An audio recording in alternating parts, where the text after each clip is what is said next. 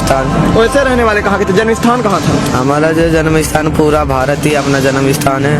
नहीं, कोई जहाँ आपका जन्म हुआ होगा, जहाँ माता पिता आपके रहे होंगे, वो स्थान कौन सा है? हमारा जो है जन्म स्थान हिंदुस्तानी बोला जाता है, उस जन्म स्थान बोला नहीं जाता है। अच्छा, नाम क्या था आपका बचपन में? मेरा नाम यही है, पहले का नाम बताया नहीं जाता है। अच्छा, पहले का नाम बताया नहीं जाता। हाँ। तो आप इतनी कम उम्र में कैसे नागा साधु क्यों बन रहे हैं? ये तो जो है अपना स्वयं भावना से होता है, छोटा और बड़ा में कोई वो नहीं होता। कोई ले लेते हैं तो छोटे से ही घर बार त्याग देते हैं, या फिर छोटे से ही कर लेते हैं। संस्कार अपना भगवान भोलेनाथ के तपस्या के छोटे में छोड़ दिया मैंने घर बार। 10-12 साल की उम्र में आप बताइए, पढ़ाई की उम्र में, पढ़ने की आपकी उम्र है, और आप भगवान भोलेनाथ की आराधना में लिप्त होने जा रहे हैं, नागा साधु बनने जा रहे हैं। वैसे भी तो गृहस्थ रहकर भी तो भगवान भोलेनाथ की आप आराधना कर सकते थे। ये जो है गृहस्थी रहना और महात्माओं की तपस्या करना में कुछ बहुत अंतर है, इसलिए मैं महात्मा बन के गुरु जी का सेवा करते ही अपना स्थान में सेवा करके मैं महात्मा बन गया। तो कितने साल से गुरु जी के साथ हैं? मैं 4-5 साल से हूँ। 4-5 साल से? हाँ। यानी लगभग आपकी 7 साल उम्र रही होगी अभी, आप बता रहे 12-13 साल है। हाँ। तो माता पिता को बता कर आए थे घर से, या ऐसे ही चले आए थे? हाँ, माता पिता को बता के आए थे। माता पिता ने बोल लिया ठीक है तुम मुझसे चला जाओ। मिलने आते कहीं माता पिता? मिलने गए आप? ना मिलने नहीं गए। हमारा तो माता स्वयं पार्वती है और पिता स्वयं भोलेनाथ जी है। सारे एक घर का है, एक परिवार छोड़ के सारा इतना परिवार आ गए। सारा परिवार अपना ही है, इतना महात्मा का है, सारे भाई है, सारा पिता स्वयं भोलेनाथ जी है। बस ये तो एक जो है एक ये समाज छोड़ के दूसरे समाज में आ गई है। इतनी कम उम्र में आप अगर बात करूं तो पूरा बात कर रहे हैं, पुराणों की बात कर रहे हैं, पिता भोलेनाथ है, माता पार्वती है। इतना ज्ञान सिखाया कौन आपको?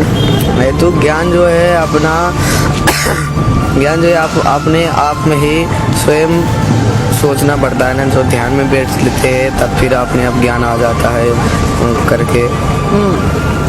इतनी रुद्राक्ष की मालाएं कौन धारण करवाया आपको? ये जो है मैंने खुद कर लिया है, मेरे गुरुजी ने दिए हुए माला है ये जो है हमारा नागा का संस्कार होता है। इस संस्कार में ये श्रृंगार होता है नागाओं का, ये भभूति श्रृंगार है, कई माला श्रृंगार है। तो फिर आपका संस्कार कब होगा नागा का? अभी हो जाएगा 2 तारीख में। 2 तारीख को संस्कार होने वाला नागा का। तो क्या बताया गुरुजी ने, रुद्राक्ष धारण करने से क्या होता है? रुद्राक्ष धारण करने से एक तो ये जो है किसी को ब्लड प्रेशर रोग हो जाता है ना, उसका भी रोग का भाग वो हो जाता है। अपना जो है श्रृंगार है, श्रृंगार 11,000 रुद्राक्ष धारण करने से कई जन्म का भोलेनाथ का भगत अच्छा हो जाते हैं। और 11,000 और 21,000 31,000 जो है हमारे नागाओं में श्रृंगार होते हैं, श्रृंगार कर रहे हैं अपने अखाड़ा के नाम से श्रृंगार करते हैं, अखाड़े ही दे देते हैं रुद्राक्ष। हमारा जो है श्री पंचदश नाम चुना अखाड़ा है, वहीं से ही हमारा दे देते हैं माला रुद्राक्ष, जितना चाहिए वही दे देते हैं।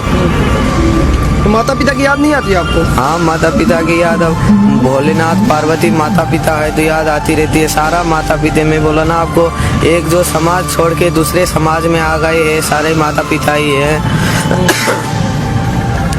भगवान भोलेनाथ का प्रसाद चढ़ाने लगे क्या? हाँ, ये भोलेनाथ का तो यही है, भभूति है, भोलेनाथ का श्रृंगार करते हैं, यही तो है भगवान भोलेनाथ का प्रसाद। रुद्राक्ष है भोलेनाथ का ही है, सारा भोलेनाथ ही है, सब कुछ भोलेनाथ ही है आपके? सब कुछ भोलेनाथ ही है, सारे भोलेनाथ ही भोलेनाथ दिखते हैं हमको। तो आप कुछ करतब भी दिखा लेते हैं, नागा साधु बहुत सारी कलाएं दिखा लेते हैं। हमें तो अभी कुछ भी नहीं दिखाता, बस अभी रुद्राक्ष धारण करके बैठ जाता हूँ। अभी तो शुरू। अभी इधर कहाँ जा रहे थे? अभी यही अपना कुटी में जा रहे थे, अपना स्थान टेट में। अभी इधर कुटी में जा रहे हैं? हाँ।